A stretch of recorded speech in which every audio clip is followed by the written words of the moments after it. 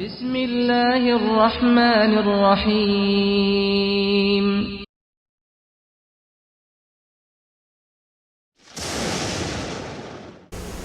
دنیا والے کے گھر میں بیٹھ کر اس اللہ سے جو ساری دنیا کا مالک ہے اس سے رو کر نہیں مانگی، تجھ سے کیا مانگوں؟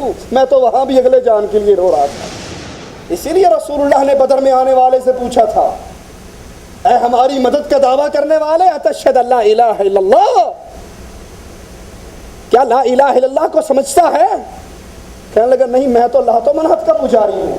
فرمایا بھاگ جا، محمد کو مشرک کی مدد نہیں چاہیے۔ جھوٹ بولتا ہے کیوں ٹی وی، جھوٹ بولتا ہے طاہر القادری کہ اس امت میں شرک لا ہی نہیں سکتا، سارے جنتی نے۔ اللہ کہتا ہے جو شرک کرتا ہے وما ہم بخارجین من النار، مشرک جہنم سے نکل سکتا۔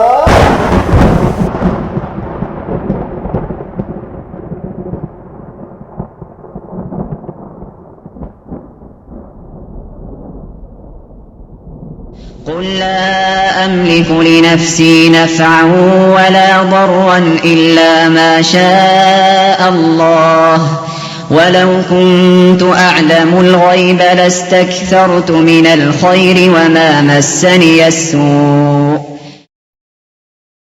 إن أنا إلا نذير وبشير لقوم يؤمنون۔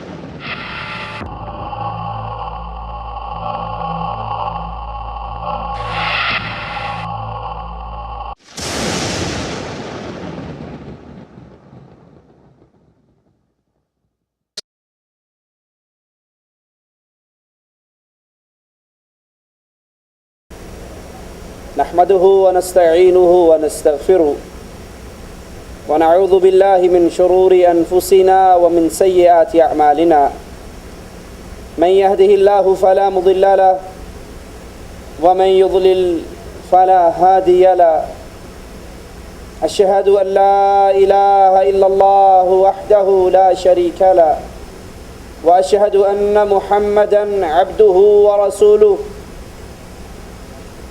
أما بعد، أعوذ بالله من الشيطان الرجيم، بسم الله الرحمن الرحيم، قل هو الله أحد الله الصمد لم يلد ولم يولد ولم يكن له كفوا أحد۔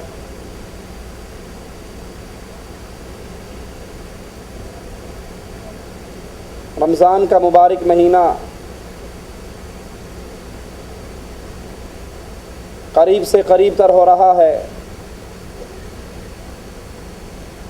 اللہ ہم سب اہل ایمان کی قسمت میں رمضان کے قیام اور صیام کی توفیق عطا فرمائے اور اس محنت کو اپنی رحمت سے قبول فرمائے۔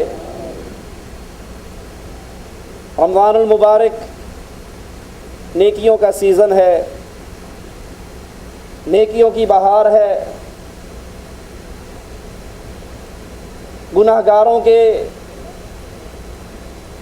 گناہوں کی معافی کا بہانہ ہے۔ اس ماہ کے اندر چھوٹے چھوٹے اعمال ساری زندگی کے دھونے دھو دیتے ہیں۔ رسول اللہ صلی اللہ علیہ وسلم فرماتے ہیں،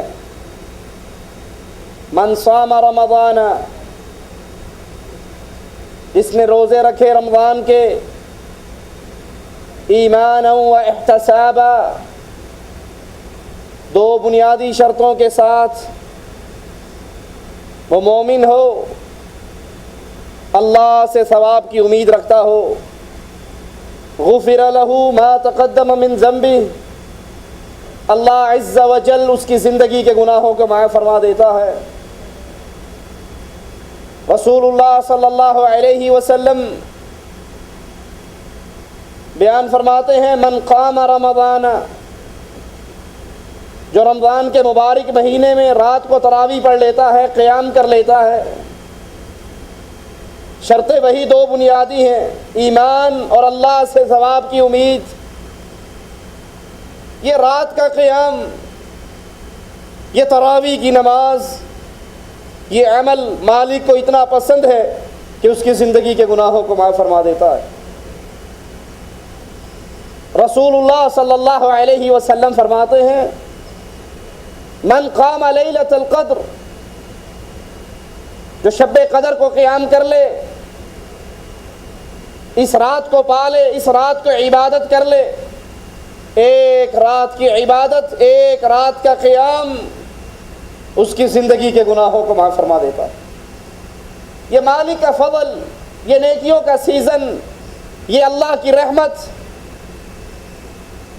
رسول اللہ صلی اللہ علیہ وسلم فرماتے ہیں اگر کوئی انسان اپنے ملازم کی ڈیوٹی کے اوقات میں کمی کر دیتا ہے کہ یہ بیچارہ روزے سے ہے، اتنی محنت کر رہا ہے، 8 گھنٹے کی بجائے اس کو 6 گھنٹے ڈیوٹی کرنے دو، 2 گھنٹے رمضان کی وجہ سے معاف کر دیے جائیں، اس عمل کی بنا پر بھی اللہ اس کے گناہوں کو معاف کر دیتا ہے۔ بڑے خوش نصیب ہیں وہ اہل ایمان جن کو یہ مبارک مہینہ نصیب ہو۔ اسی لیے رسول اللہ صلی اللہ علیہ وسلم شعبان کے مہینے کے بارے میں اللہ سے دعا کیا کرتے تھے، اللہ شعبان میں برکت عطا فرما اور رمضان ہمیں نصیب فرما۔ لیکن سوال یہ ہے کہ یہ انعامات، اللہ کی یہ عطا، اللہ کی رحمت کا یہ معاملہ، اس کا ترازو اور پیمانہ کیا ہے؟ وہ کون ہے جو رمضان کے روزے رکھے اور گناہ معاف کروا لے؟ وہ کون ہے جو رمضان میں قیام کرے اور گناہ معاف ہو جائیں؟ اللہ کی رحمت کا پیمانہ، اللہ کی رحمت کا ترازو، اللہ عز و جل کی رحمت کا یہ ماجرا کیسے ہوگا؟ کس کے ساتھ ہوگا؟ اس کی بنیادی شرط یاد کر لیجئے، جو اہل ایمان ہے، جس کا عقیدہ درست ہے، جو توحید خالص کو سمجھ کے تسلیم کر چکا ہے، اس پہ عمل کرنا شروع کر دیا ہے، اس کے تمام گناہوں کے پلڑوں میں شرک والا گناہ نہیں ہے۔ یہ وہ خوش نصیب ہے جو رمضان کے موسم میں اللہ کی رحمت کا فائدہ اٹھائے گا۔ اور اگر اس کے معاملات میں، اس کے گناہوں میں، اس کے نامہ اعمال میں شرک اکبر ہے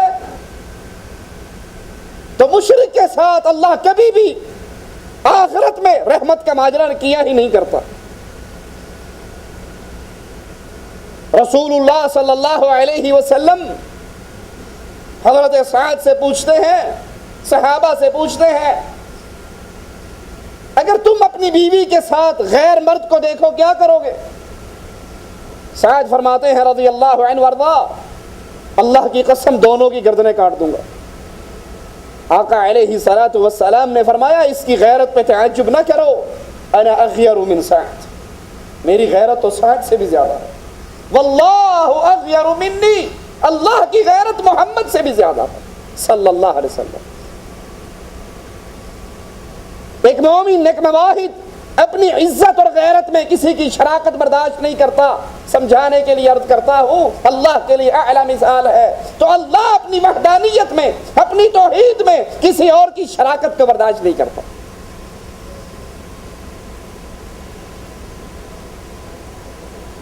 یہ رمضان کا مہینہ، اس کی تیاری ہر جگہ پہ ہو رہی ہے، مدرسے سج رہے ہیں، مسجدوں میں رنگ روغن ہو رہا ہے، طاہر القادری بھی روزے رکھنے کی تیاری کر رہے ہیں، ساجد نقوی صاحب نے بھی روزے رکھنے ہیں، وہ ادارہ منہاج القرآن سنوار رہا ہے، سجا رہا ہے، یہ اپنی امام بارگاہ سجا رہا ہے۔ روزے تو سب رکھیں گے، تراویح ہوگی؟ کیوں ٹیلی ویژن بھی تراویح کی نماز دکھائے گا، جیو بھی دکھائے گا؟ درباروں پہ بھی تراویح ہوگی، درگاہوں پہ بھی تراویح ہوگی۔ رمضان کے فضائل ہر مولوی کی زبان پر ہوں گے، لیکن یاد کر لیجئے یہ رمضان فائدہ کس کو دے گا؟ باتیں بڑی کڑوی ہیں، لیکن مجبور ہوں، یہ محمد کریم کا منبر ہے صلی اللہ علیہ وسلم۔ نبی کے منبر پہ کھڑے ہو کر جھوٹ نہیں بولا جا سکتا، اس منبر پہ کھڑے ہو کر دھوکہ نہیں دیا جا سکتا۔ اگر انسان کے ایمان و عقیدے میں بگاڑ ہے، اگر اس کے نامہ اعمال میں شرک اکبر ہے، وہ رمضان کے روزے رکھے، وہ تراویحیں پڑھے، وہ قیام کرے، وہ افطاریاں کروائے، وہ سحریاں کروائے، مشرک پر رمضان کے مہینے میں بھی اللہ کی لعنت برستی ہے، رحمت نہیں آیا کرتی۔ کفار مکہ اسلام کے آنے سے پہلے عاشورہ کا روزہ نہیں رکھتے تھے، روزے دار تو تھے، حاجی بھی تھے، روزے دار بھی تھے، زکاتی بھی تھے، خیراتی اور صدقاتی بھی تھے، اعتکاف اور عمرے بھی کرتے تھے، طواف بھی کرتے تھے، لیکن ان کی یہ ساری محنتیں ان پر اللہ کی رحمت کے نزول کا سبب نہیں بنی، اللہ کے عذاب کا کوڑا برستا رہا۔ آج بھی یہ رمضان آئے، جیسے پچھلا رمضان آیا گزر گیا، یہ آئے اور گزر جائے، جو میرا حال پہلے وہی حال اب۔ رمضان کے آنے سے، روزے رکھنے سے، تراویح پڑھنے سے، افطاریاں کروانے سے، تہجد پڑھنے سے، رات کے قیام سے، تاک راتوں میں لیلۃ القدر کی تلاش سے اگر زندگی میں انقلاب نہیں آتا، اللہ کی معرفت نصیب نہیں ہوتی، توحید کا عقیدہ نہیں ہمارا سنورتا، تو پھر یہ رمضان بیکار ہے۔ ایک نہیں کروڑ رمضان آ جائیں، اگر حالت شرک میں ہم ویسے دھسے ہوئے تو یہ رمضان کی رحمتیں ہمارے لیے جہنم سے نجات کا پیغام نہیں لا سکتی۔ اور یہ باتیں جذباتی باتیں نہیں، رسول اللہ صلی اللہ علیہ وسلم کے فرامین ہیں۔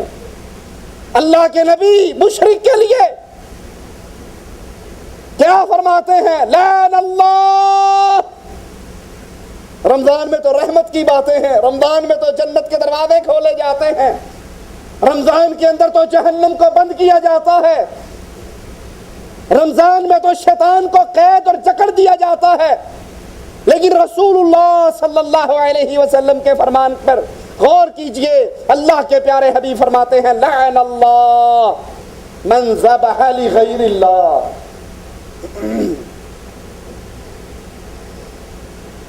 اللہ کی لعنت برستی ہے۔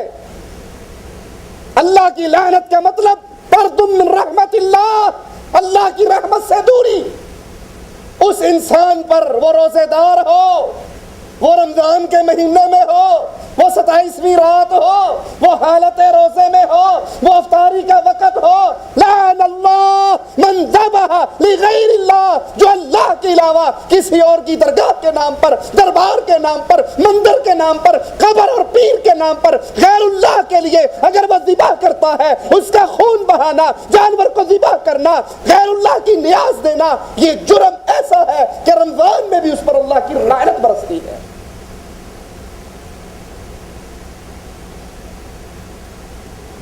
اپنے اعمال کو چیک کر لیجئے، اپنے عقائد کو چیک کر لیجئے، اپنی زندگی کے کردار کو دیکھیے، اس سڑک کو دیکھیے جس پر آپ چل رہے ہو، یہ جنت میں جانے والی ہے یا جہنم میں جانے والی؟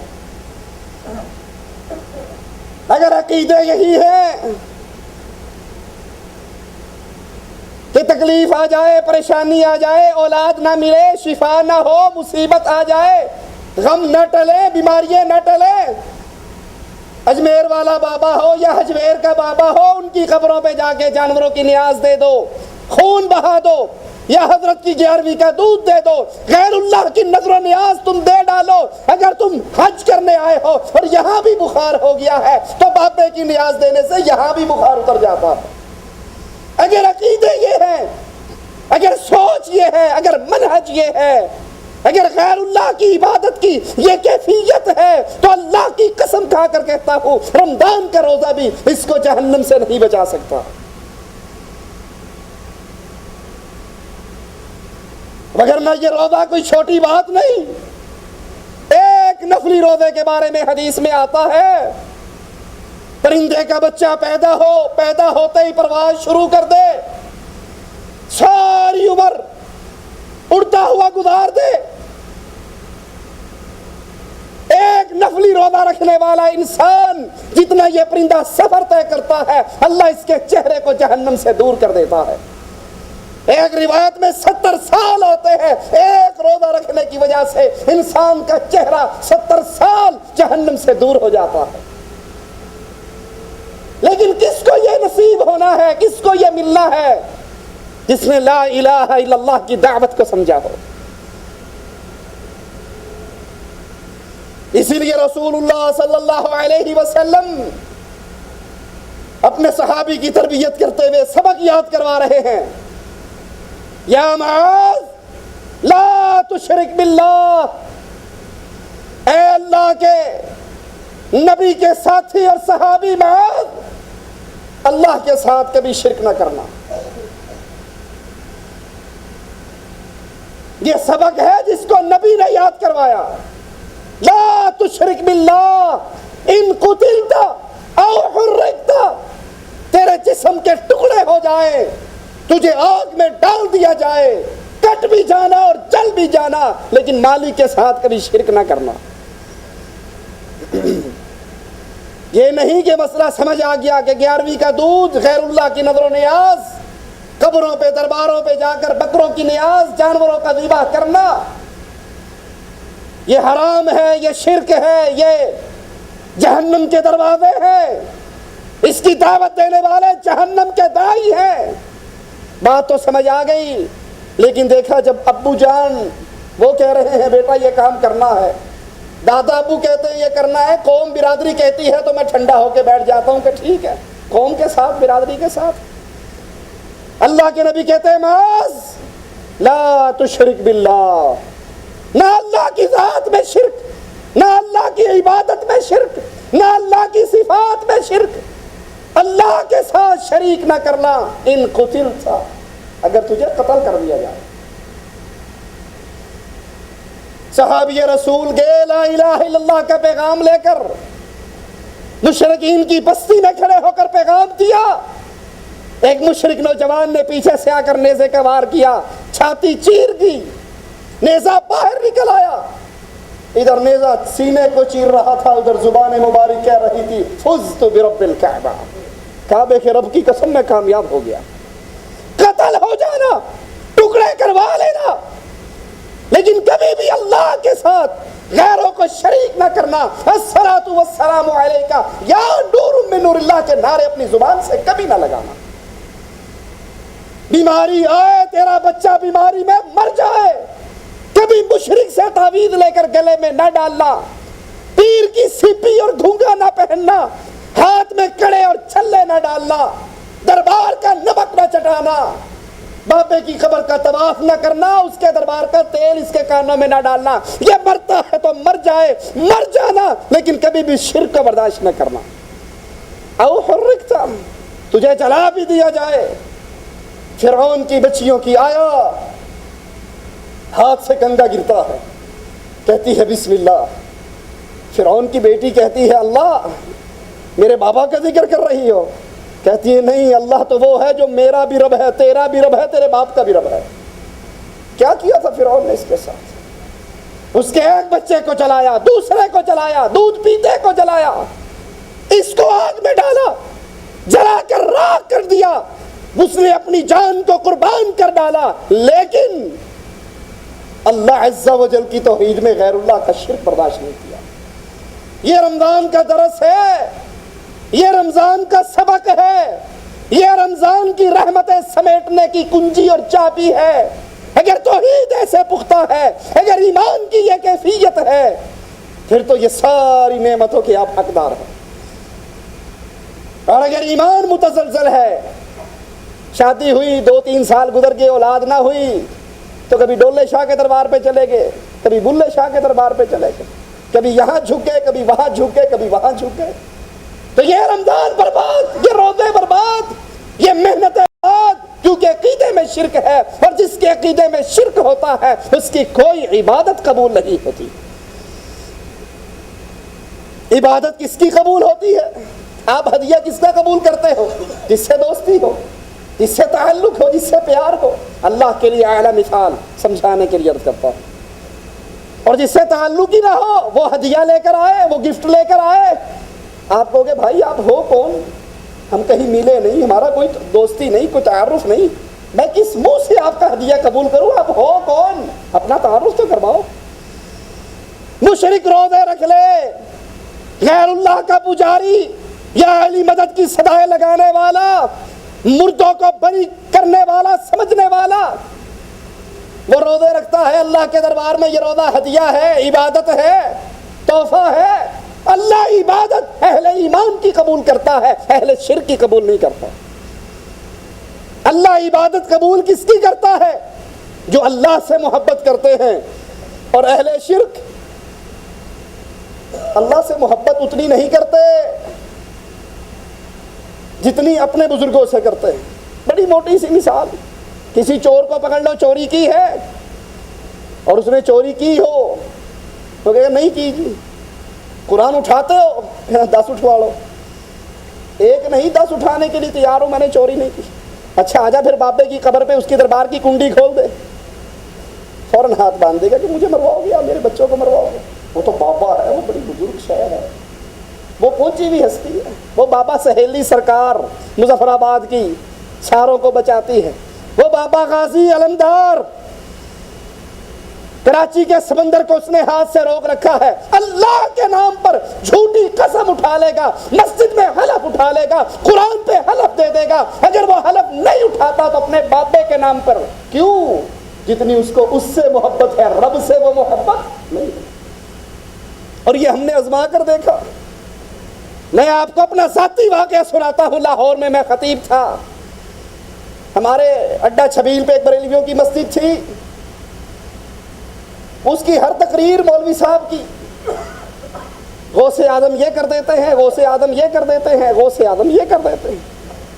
کسی نے جا کر کہہ دیا کہ بھائی غوث اعظم تو اللہ کی ذات ہے، سب سے بڑا مددگار، سپرلیٹو ڈگری ہے، وہ تو اللہ ہے. لیکن اگر آپ پیر صاحب کو، بابا جی کو غوث اعظم ہی سمجھتے ہو تو بتاؤ، عراق کے اندر اس بابے کی قبر ہے اور یہود و نصارہ کے بم گر رہے ہیں، علی کی مقبرے کی دیوار گر رہی ہے، جیلانی کی قبر کی دیواریں گر رہی ہیں. یہ بابا جی نے ان بمبوں کو کیوں نہیں روکا؟ اس خبیث اہل شرک کے امام نے فوراً جواب دیا کہ میں ویکھاں گا جدو تواڈے مکے تے آگے ڈگن گے تواڈا رب کیویں روکے گا. ان کو جتنی محبت اپنے باپوں اور پیروں سے ہے، رب محمد کی قسم اتنی محبت اللہ سے نہیں ہے. ہم نے اس کو وہیں پر جواب دیا تھا کہ ہمارے کعبے کو گرانے کے لیے تو مشرکوں کا جد امجد آیا تھا، ابرہہ آیا تھا، ہاتھیوں کا لشکر لایا تھا. مواحدوں کا رب اللہ، اور جب مواحد اس پہ توکل کر لیتے ہیں اللہ اپنے مواحد بندوں کی فریادوں کو پورا کر دیتا. ہاتھیوں کے لشکر کو برباد کرنے کے لیے عرش والے نے چھوٹے چھوٹے پرندوں کو بھیجا تھا، جن پرندوں کی چونچ سے نکلے ہوئے پتھر سنگریزے ان پر بمبوں کی طرح گرے اور ہاتھیوں سمیت سب کو برباد کر ڈالا. مشرک غیر اللہ کے نام پر قسم نہیں اٹھا سکتا، قرآن پہ قسم اٹھانے کے لیے تیار ہو جاتا ہے. اللہ نام پہ جھوٹ بول سکتا ہے، باپوں کے نام پہ جھوٹ. اور اس کو دھوکہ کیا ہوتا ہے؟ اس کو یہ پیر نما ڈاکو دھوکہ کیا دیتے ہیں؟ خدا کے پلے میں سوائے وحدانیت کے کیا رکھا ہے؟ جو لینا ہے وہ لے لیں گے در مصطفیٰ سے. اللہ کے پاس تو سوائے وحدانیت ہے، باقی تو سارا کھاتا اس نے دے دیا.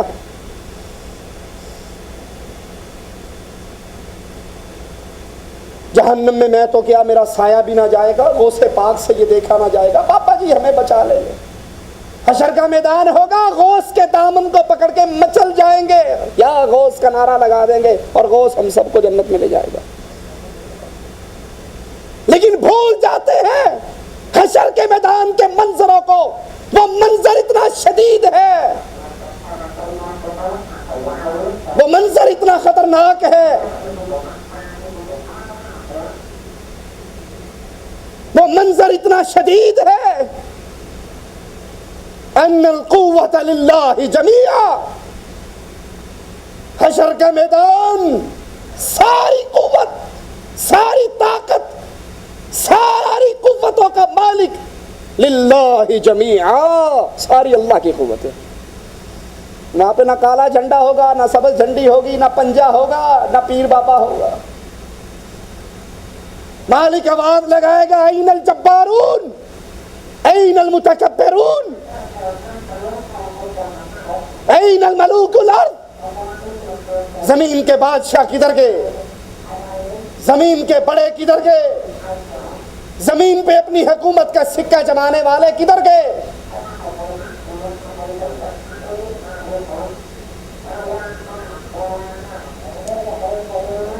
یہ ساری قوت کا مالک کون ہے؟ جواب ملے گا صرف اللہ۔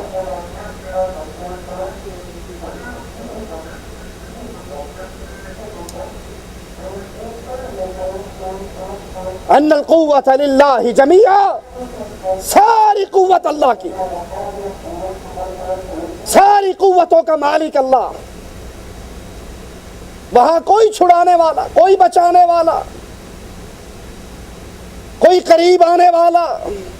اسی لیے رسول اللہ صلی اللہ علیہ وسلم نے اپنی بیٹی فاطمہ سے کہا تھا، بیٹی جو جی چاہتا ہے میرے مال میں سے اٹھا کر لے جا، لیکن عمل کرنا، اگر اللہ کے دربار میں پکڑی گئی میں محمد صلی اللہ علیہ وسلم بھی تجھے چھڑا نہ سکوں گا۔ کہنے والے تو کہتے ہیں دن حشر کے جب قاضی ہوگا خدا، اپنے پیر نور محمد کا دامن پکڑ کر یہ کہوں گا، برملا اے شہ نور محمد، وقت ہے امداد کا۔ پیر صاحب اب نہیں بچاؤ گے تو کب بچاؤ گے؟ اب تو وقت آ گیا ہے امداد کا، امداد کرو۔ اب جن کو یہ اللہ کے ساتھ شریک کرتے ہیں ان کی اپنی حیثیت کیا ہے؟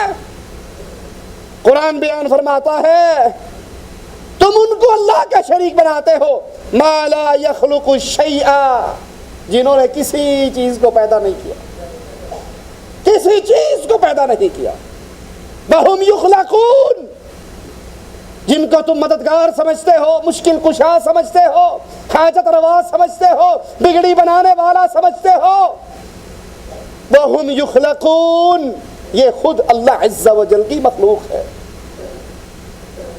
یہ کسی چیز کے خالق نہیں، یہ کسی چیز کے مالک نہیں۔ دنیا نے اپنے اللہ عز و جل کو چھوڑ کر ان کی پوجا کے لیے ان کے مرکز آباد کیے، دربار ہیں، درگاہ ہیں، قبے ہیں۔ اسی لیے رسول اللہ صلی اللہ علیہ وسلم نے کہا تھا لا تتخذوا قبری عیدا، میری قبر پہ میلے نہ لگانا، عید نہ لگانا، جم گھٹے نہ کرنا، اجتماع نہ کرنا، عرس نہ منانا۔ جب اللہ کے رسول صلی اللہ علیہ وسلم کی قبر پہ یہ ماجرے نہیں ہو سکتے، اور کون سا مائی کا لال ہے جہاں پہ یہ سب کچھ ہو سکتا؟ اس دعوت توحید کو اپنا ہم اور غم بنائیے، اس دعوت توحید کو اپنے دلوں میں اتاریے، اور پھر زندگی وقف کیجئے، جو وقت ملے اس وقت کو قربان کیجئے لا الہ الا اللہ کے پیغام پر، ہر مفاد کو چھوڑ کر، ہر لالچ کو چھوڑ کر۔ رسول اللہ صلی اللہ علیہ وسلم نے لا الہ الا اللہ کی یہ دعوت مکے کے بازاروں میں گرم کی۔ ابو جہل نے پتھر مارا، میرے نبی کا سر پھاڑ دیا۔ حمزہ ابھی مسلمان نہیں ہوئے، ابھی کلمہ نہیں پڑھا، شکار سے واپس آتے ہیں، لونڈی کہتی ہے سردار تیری طاقت اور قوت کا کیا فائدہ، تیرے یتیم بھتیجے کا سر ابو جہل نے پھاڑ دیا. اسی لباس میں ابو جہل کو تلاش کر کے حرم میں گرا کے اس کے سینے پہ قدم رکھ کے کمان مار کے سر کو پھاڑ ڈالتے ہیں اور کہتے ہیں جو میرے بھتیجے کا سر پھاڑے گا میں اس کے سر کو پھاڑوں گا, میں اس سے بدلہ لوں گا. آ کر رسول اللہ صلی اللہ علیہ وسلم کے پاس بیٹھتے ہیں, آپ کو دلاسا دیتے ہیں, آپ کو تسلی دیتے ہیں اور اپنے طور پہ خوشخبری سناتے ہیں کہ پریشان نہ ہو, جس نے تیرا سر پھاڑا تھا میں نے اس کو اس کی قوم کے سرداروں میں نیچے گرا کر سر پھاڑا. لیکن اللہ کے پیارے حبیب خاموش, تھپکی نہیں دے رہے, شاباش نہیں کہہ رہے, بلے بلے نہیں کہہ رہے, چہرے پہ مسکراہٹیں نہیں آ رہی. نبی کے جذبات کو زبان حال دی جائے تو یوں کہنا پڑے گا چچا میری وجہ سے تو نے اس کے سر کو پھاڑا ہے, مجھے کوئی خوشی نہیں. جس طرح وہ غیر اللہ کا پجاری ہے اسی طرح تو بھی غیر اللہ کا پجاری ہے. پوچھتے ہیں بھتیجے خوش نہیں ہوا, تیری خوشی کس چیز میں ہے, تو کب خوش ہوگا؟ آقا کہتے ہیں چچا جب تو کہے گا لا الہ الا اللہ, محمد کا چہرہ پھول کی طرح کھلے گا صلی اللہ علیہ وسلم. یہ دعوت توحید, اس کو اپنا ہم اور غم سمجھو. چچا ہے, خالو ہے, مامو ہے, کزن ہے, دوست ہے, پڑوسی ہے, شہر کا ہے. اگر آپ کو پتہ لگ جائے یہ شرک کی حالت میں جی رہا ہے, اس سے دوستی کرو, اس سے محبت کرو, اس کو ہدیے دو, اس سے میل جول بڑھاؤ. کس لیے کہ یہ لا الہ الا اللہ کی دعوت کو قبول کرے. رسول اللہ صلی اللہ علیہ وسلم کو پتہ لگا ایک یہودی بچہ مر رہا ہے, اللہ کے نبی اس کے گھر میں داخل ہو گئے, کہا یا غلام قل لا الہ الا اللہ, اے بچے اگر تو لا الہ الا اللہ کہہ دے تیری نجات ہو جائے گی. وہ اپنے باپ کو دیکھتا ہے, باپ کہتا ہے کہہ دے جو ابو القاسم نے کہا. وہ بچہ کہتا ہے لا الہ الا اللہ محمد رسول اللہ. نبی واپس اٹھتے ہیں, اس کے گھر کی دہلیز میں اس کی آخری ہچکی کی آواز سنتے ہیں, زبان مبارک سے جملہ نکلتا ہے اللہ کا شکر ہے ایک جان جہنم سے اور آزاد ہے. اگر آپ کے ماں باپ, بہن بھائی, عزیز و اقارب, رشتہ دار اور دوست بدقسمتی سے ابھی تک لا الہ الا اللہ کی دعوت کو نہیں سمجھ سکے تو یہ آپ پہ قرض اور فرض ہے, یہ واجب ہے. اس دعوت کو اپنا ہم اور غم بناؤ, جس دعوت کے لیے رسول اللہ صلی اللہ علیہ وسلم کا مبارک خون بہا,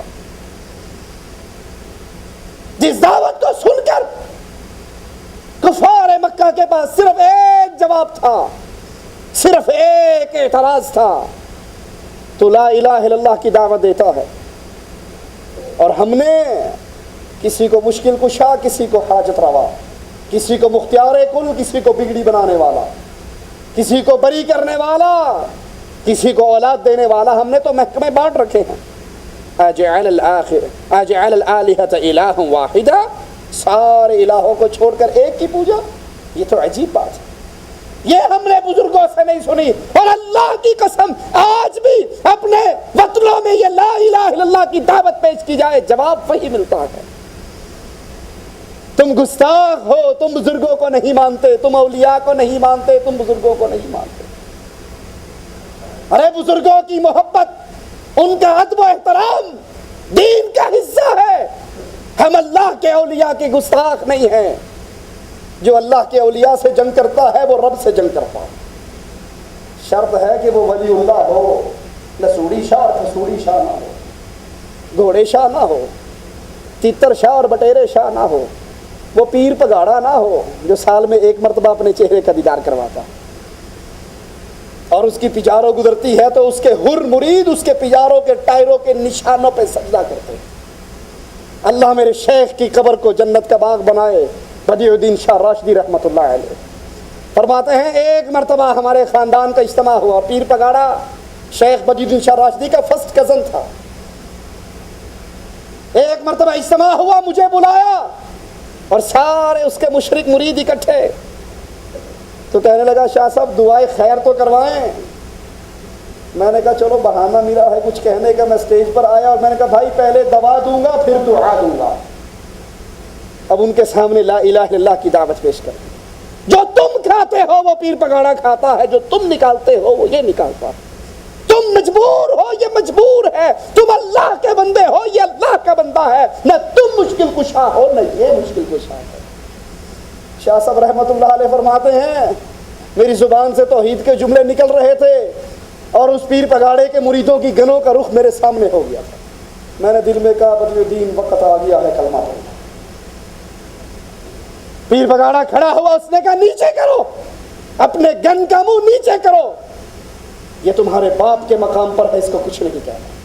شاہ صاحب کہتے ہیں میں نے توحید کی دعوت پوری کی, جو ہی میں مائک چھوڑ کر نیچے اترا مجھے دوبارہ کرسی پر بیٹھنے کے لیے پھر کسی نے نہیں کہا, میں جوتی پہن کے گھر آ گیا. اللہ کا ولی اللہ کا ولی ہو, اس کی عزت و احترام, اس کو ہم اپنا دین جانتے ہیں, لیکن ان کو اللہ کے ولی نہیں مان سکتے جن کو نہ نماز کی تعلیم ہے, نہ شرمگاہ دھونے کا طریقہ آتا ہے, نہ لا الہ الا اللہ کی سوچ ان کے دلوں میں موجود ہے. یہی کفار مکہ نے کہا, یہی آج کہتے ہیں ساروں کو چھوڑ کر ایک کو مانے. یہ بڑی عجیب دعوت ہے. لیکن یاد کر لو جب حشر کا میدان ہوگا یہ پیر اللہ کے عذاب کو دیکھیں گے, دہکتی ہوئی جہنم کو دیکھیں گے, اپنے مریدوں کی تمام کارستانیوں کا انکار کر دیں گے, بھول جائیں گے یہ عرس پہ آیا کرتے تھے. بڑی سرکار کا عرس ہوتا تھا, 6 میل پہلے جوتی اتار کے بغل میں لے لیا کرتے تھے کہ سائیں کے دربار پہ جا رہے ہیں, جوتا پہن کے نہیں جا سکتے.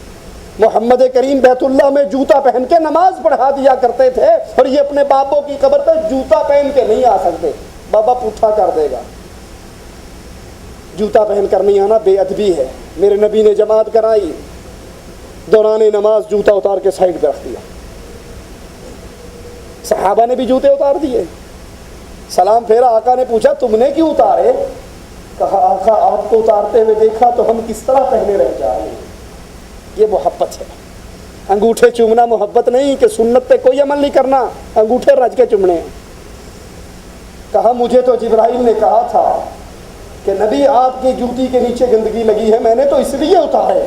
کہا ہم نے آپ کی محبت میں اتارے, ہم نے آپ کی طبع میں اتارے. نبی بیت اللہ میں جوتا پہن کے طواف کرے, نماز پڑھائے, اور یہاں بڑی سرکار کے دربار پہ جوتا پہن کے نہیں جا سکتے, جوتے اتار کے.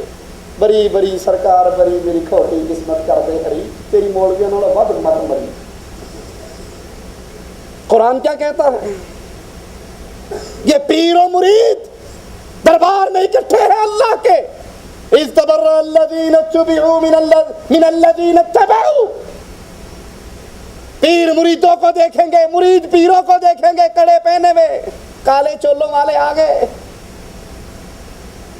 توبہ توبہ توبہ علی نو خدا اکھنے ہاں, نہ خدا تو جدا اکھنے ہاں.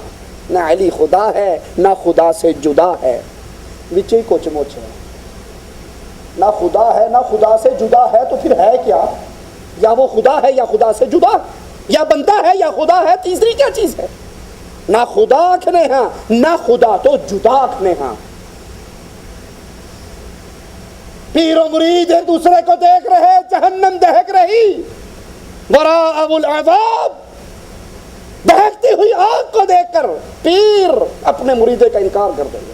ہم نے نہیں کہا تھا, علی کہیں گے, عیسیٰ کہیں گے. اللہ پوچھے گا عیسیٰ سے انت قلت للناس, تو نے کہا تھا مجھے اپنا اللہ کا بیٹا سمجھنا.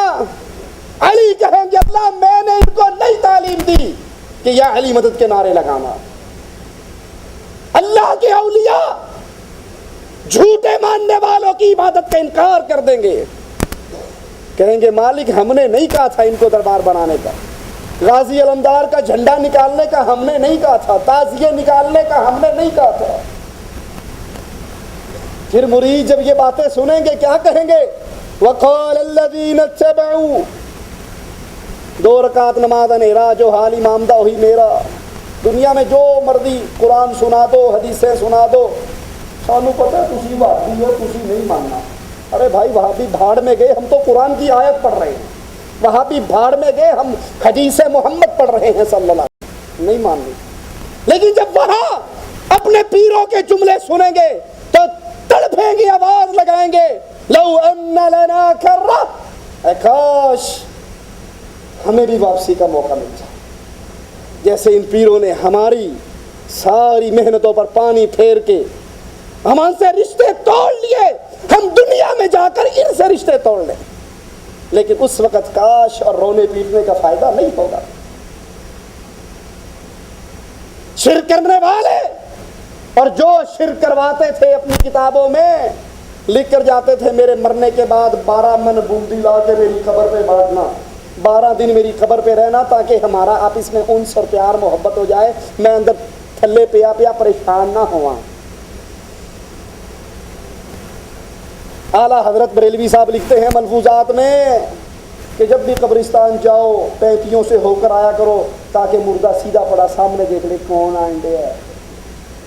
پیچھے سے نہ آیا کرو, انہوں تو مروڑ کے دیکھنا پڑنا کون آئندے. مردے کی گردن ویسے مٹی کھا جاتی ہے تو وہ بیچاری ہڈی موڑے گا تو ٹوٹ جائے گی. پیر ان مریدوں کے منکر, اور مرید کہیں گے کاش ایک مرتبہ ہمیں دنیا پہ جانے کا موقع مل جائے جیسے پنجتن پاک تم نے دامن چھڑایا ہے وہاں جا کے ہم بھی چھڑائیں. کذالک یریہم اللہ اعمالہم حسرات علیہم. اللہ کہتا ہے میں ان کے اعمال, ان کے کرتوت جو دنیا میں کر کے گئے, حسرتیں بنا کر ان کے سامنے پیش کروں گا. دنیا میں ان کے اعمال, قبروں پہ عرس بھی ہو رہے ہیں. یہاں بیت اللہ شریف کو غسل دیا جاتا ہے, غلاف چڑھایا جاتا ہے. دیکھا ہے یہ منظر نہیں دیکھا؟ بیت اللہ شریف کا غسل دیکھا ہے؟ اور وہاں ہمارے شریف صاحب 2.5 من عرق گلاب سے بابا حجویری کی قبر کو غسل دیتے. اگر بیت اللہ کا غسل ہے تو حجویری کی قبر کا غسل ہے. اگر بیت اللہ کا غلاف ہے تو یہاں داتا کی چادر جا رہی ہے, بابا کی چادر جا رہی ہے, اجمیر والے کی چادر جا رہی ہے, خواجہ کی چادر جا رہی ہے. یہ مریدوں کی اعمال, قبروں کو دھونا, عرق گلاب سے غسل دینا, چادر چڑھانا, بکروں کی نیاز دینا, دیگ بیچنا, پکی پکائی دیگ لا کے بابا کی قبر پہ دے دینا.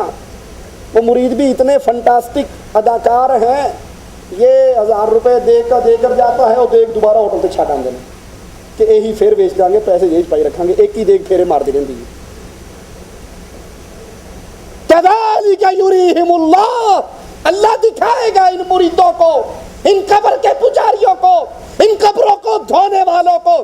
بیت اللہ میں اہل ایمان زمزم کو لے کر جاتے ہیں کیونکہ محمد کریم کا فرمان ہے صلی اللہ علیہ وسلم, ماء زمزم, زمزم کا پانی لما شرب لہ, اس کو جس نیت سے پیو گے اللہ وہی کام کر دے گا. اس کو پیتے ہوئے جو مانگو گے مالک عطا کر دے گا. ابن حجر نے کہا تھا زمزم پیتے ہوئے اللہ حدیث کا علم عطا فرما. اپنے دور کے اہل ایمان کے مواحدین کے امام بن گئے. اس کو پیتے ہوئے جو مانگو گے. یہاں بیت اللہ تبرک جاتا ہے, وہاں حجویری کی قبر کا عرق گلاب کی بوتلیں بھر بھر کے تبرک میں آتی ہیں. کذالک یریہم اللہ, اللہ دکھا رہا ہے ان کو. یہ حسرتیں ہیں, ہم نے تو کوئی عرس نہ چھوڑا, ہر دفعہ ریشم کی چادریں چڑھائی, اتنے پیسے لگائے, عرق گلاب, گلاب کی پتیاں, اگربتیاں, یہ سارا کچھ کر لیا. وما ہم بخارجین من النار, ان کے لیے حسرتیں تو ہیں لیکن شرک اکبر کرنے والا کبھی بھی اللہ کی جہنم سے نہیں نکل سکے گا. جھوٹ بولتا ہے کیو ٹی وی, جھوٹ بولتا ہے طاہر القادری کہ اس امت میں شرک نہ ہی نہیں سکتا, سارے جنتی ہیں. اللہ کہتا ہے جو شرک کرتا ہے وما ہم بخارجین من النار, مشرک جہنم سے نکل سکتا. تم پوری دیگ دے کر بھی کہتے ہو جنت میں جانا ہے اور وہاں ایک مکھی دے کر جہنم میں گیا, وہ جہنم میں پڑا ہے. اگر دیگ دے کے جنت میں جاؤ گے مکھی والے کو بولنے کی اجازت ملنی چاہیے نا. وہ کہے گا ربا میں تو مکھی دیتی سی, مولوی صاحب تو پوری دیگ دے کے آئے نے, اے جنت گئے نا تو میرا قصور کی ہے. یہ اعمال ہیں لوگوں، یہ وہ شرک کے اعمال ہیں جن کی موجودگی میں نہ حج قبول نہ عبادت قبول. اور ایک اور مشکل سا نام ہے، وہ بھی لے دوں وہ بھی قبول نہیں ہوتا. وہ کیا ہے؟ جہاد میں قبول نہیں. لڑو مرو کٹو، اس پہاڑی پہ مرو اس پہاڑی پہ مرو، ادھر مرو ادھر مرو، اور مرو اور مرو، جدھر جا کے مر جاؤ. اگر توحید خالص نہیں ہے تم جہاں مرضی لڑتے لڑتے مر جاؤ، جب مرو گے جہنم کا دروازہ کھول دیا جائے گا، مشرک جنت میں. اسی لیے رسول اللہ نے بدر میں آنے والے سے پوچھا تھا، اے ہماری مدد کا دعویٰ کرنے والے، اتشہد اللہ الہ الا اللہ، کیا لا الہ الا اللہ کو سمجھتا ہے؟ کہنے لگا نہیں، میں تو اللہ تو منحت کا پجاری ہوں. فرمایا بھاگ جا، محمد کو مشرک کی مدد نہیں چاہیے. ہمارے کہتے ہیں جو مرضی آ جائے، تتر بٹیر لنگڑا لولا آئے، بس اس مشترکہ دشمن کو مار لیں. ارے جس کو ساتھ ملا کر مار رہے ہو یہ تو رب کا دشمن ہے. وہ یا رام رام کہتا ہے، یہ یا علی علی کہتا ہے، بھائی ہیں دونوں، یہ دونوں بھائی ہیں. وہ بھی شرک کر رہا ہے، یہ بھی شرک کر رہا ہے. اس مشرک کو لے کر اس مشرک سے کیوں لڑتے ہو؟ چندے کی جنگ ہے تو خود جانو، تمہارا اللہ جانے. یہ محنتیں قبول کب ہوں گی؟ جب لا الہ الا اللہ، لا الہ الا اللہ خالص ہوگا. وگرنہ کفار مکہ کا جرم کیا ہے؟ سورۃ انعام آیت نمبر 136 ہے غالباً. وَجَعَلُوا لِلَّهِ مِمَّا ذَرَعَ مِنَ الْحَرْثِ وَالْأَنْعَامِ نَصِيبًا فَقَالُوا هَذَا لِلَّهِ بِزَعْمِهِمْ وَهَذَا لِشُرَكَائِهِمْ. کفار مکہ کا اللہ ذکر کرتا ہے، روزے رکھنے والوں، افطاریاں کروانے والوں، سحریاں کھانے والوں، سپیکر پہ اعلان سننے والوں، روزے داروں، اللہ کے پیاروں، سحری کرنے کا ٹائم ہو گیا ہے. اگر آپ کی کیفیت یہ ہے تو رب محمد کی قسم کھا کر کہتا ہوں ایسا بندہ اللہ کا پیارا. کفار مکہ کیا کرتے تھے؟ قرآن بتاتا ہے وَجَعَلُوا لِلَّهِ مِمَّا زَرَعَ وَالْحَرْثِ وَالْأَنْعَامِ نَصِيبًا فَقَالُوا هَذَا لِلَّهِ بِزَعْمِهِمْ وَهَذَا لِلَّهِ. اونٹ آئے، بکرا آیا، گائیں آئی، یہ اللہ نام کی گائیں.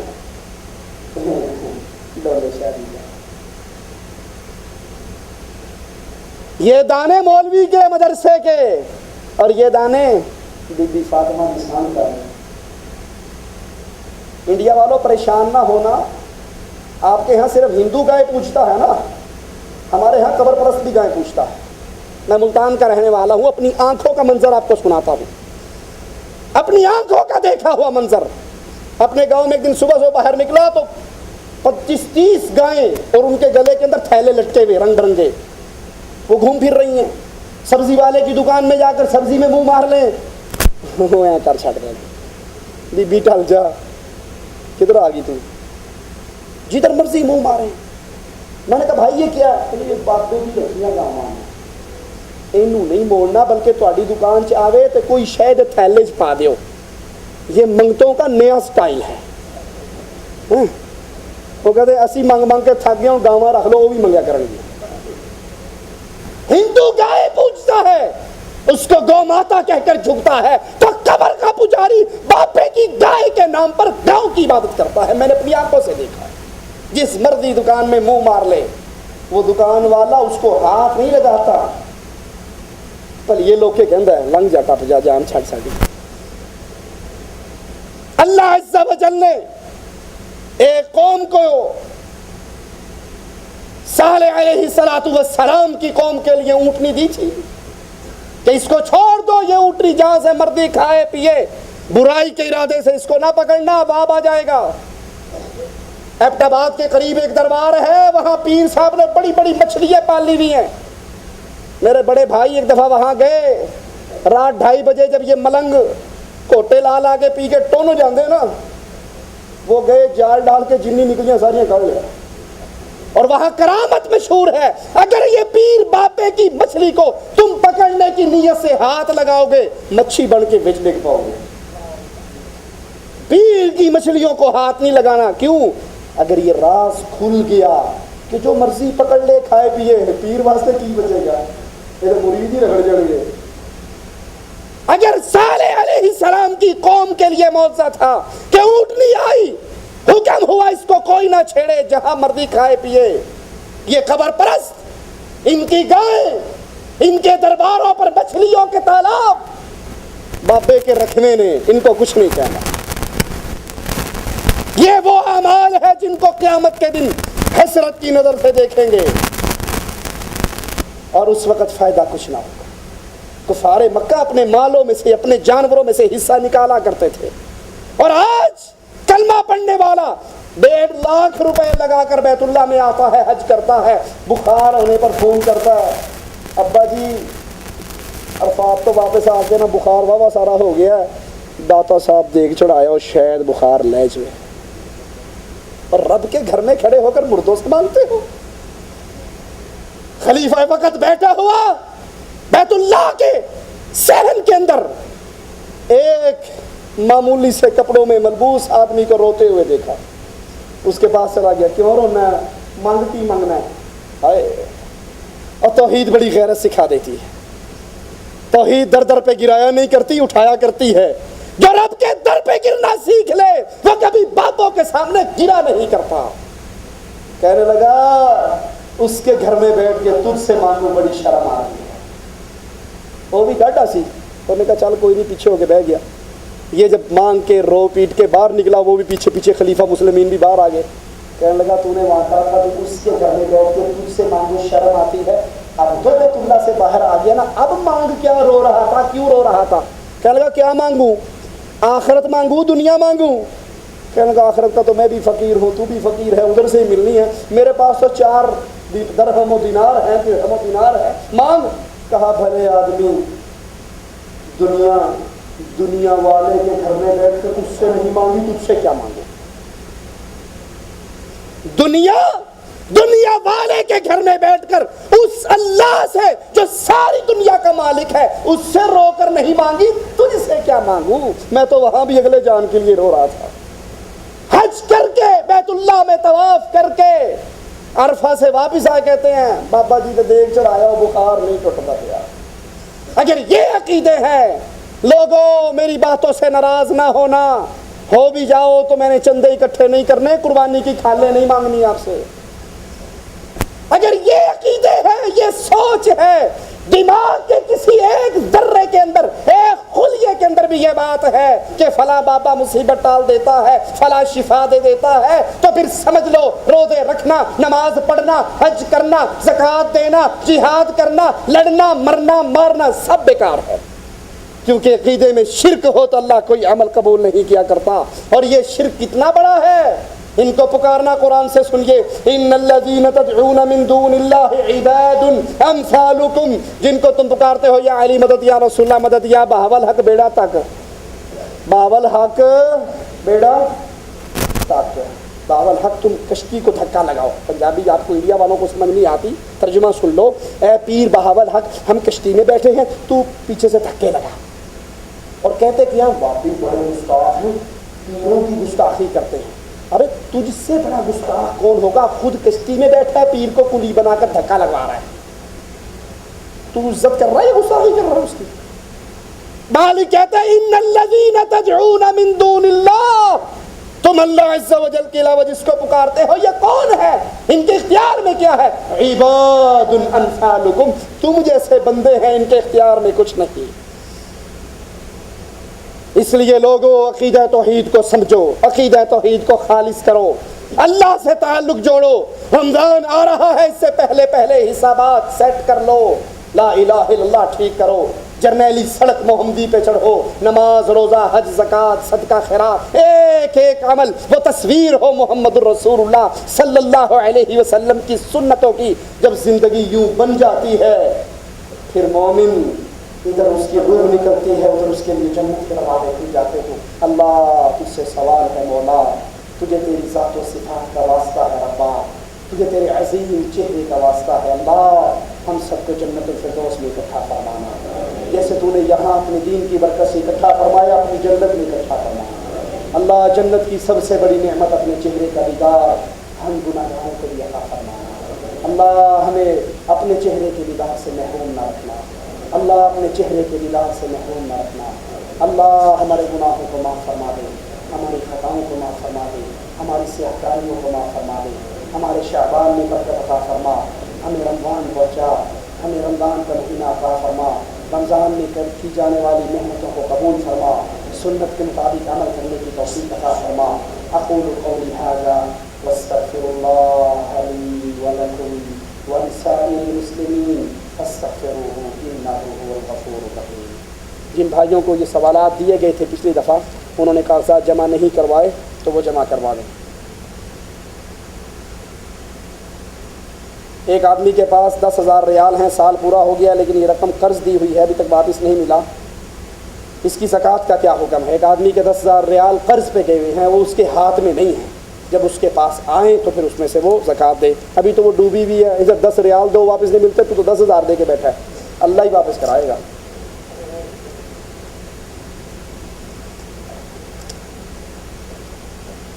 گزارش ہے، ہمارے ایک دوست نے اپنی زوجہ کو طلاق لکھ کر دے دی، طلاق لکھتے وقت گواہ موجود تھے، جس کاغذ پر طلاق لکھی جس پر گواہوں کے دستخط موجود ہے، اب وہ پریشان ہے اور رجوع کرنا چاہتا ہے، کیا طلاق ہوگی یا نہیں؟ رجوع کی گنجائش ہے یا نہیں؟ سوال ادھورا ہے، کیا اس نے پہلی مرتبہ طلاق دی، دوسری مرتبہ دی، تیسری مرتبہ دی، کون سی بات طلاق دی؟ پہلا سوال، اگر اس نے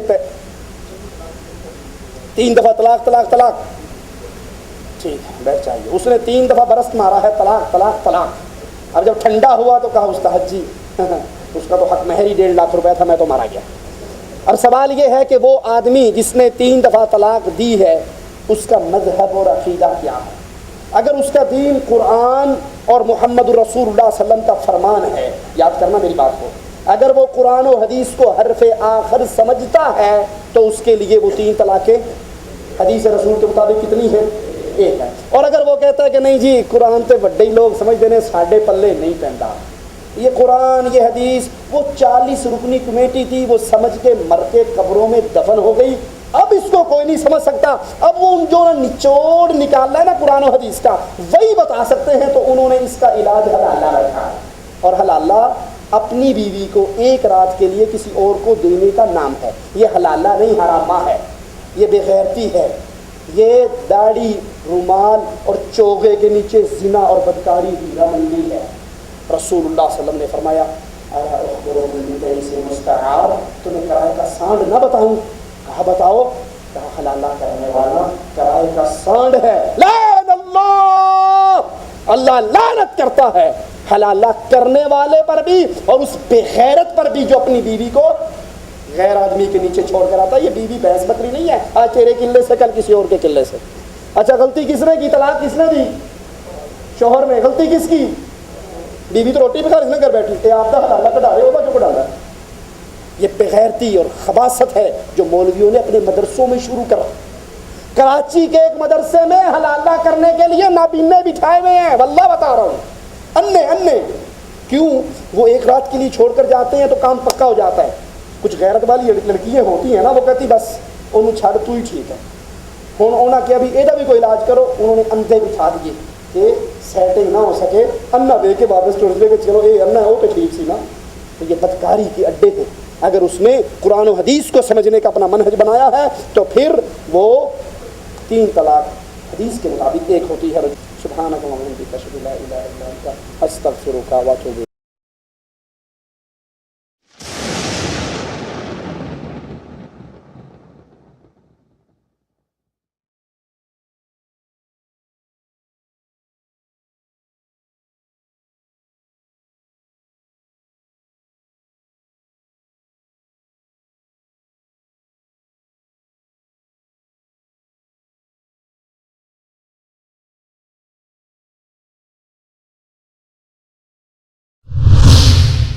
كنتم خير أمة أخرجت للناس تأمرون بالمعروف وتنهون عن المنكر وتؤمنون بالله۔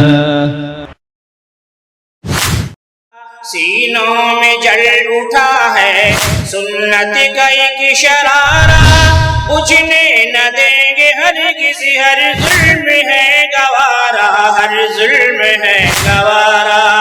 اہل حدیث ہیں ہم، یہ عزم ہے ہمارا، اہل حدیث ہیں ہم، یہ عزم ہے ہمارا، درس